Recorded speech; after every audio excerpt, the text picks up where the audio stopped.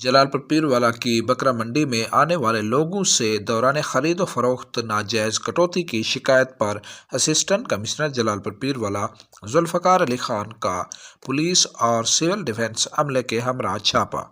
دوران کارروائی ٹھیکیدار کے 2 کارندے محمد جنید اور محمد سلیم جو بڑے جانور پر سرکاری فیس 800 کی بجائے 1000 روپے اور بکرے کی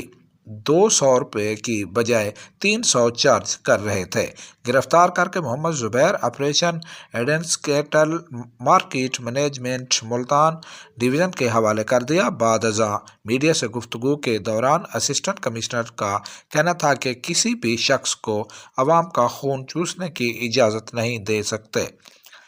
اس منڈی کو قانونی حیثیت دینے اور اس کی جگہ کے تعین تک سخت مانیٹرنگ جاری رکھیں گے۔ عوام کسی بھی شکایت کے سلسلے میں AC آفس سے رجوع کریں۔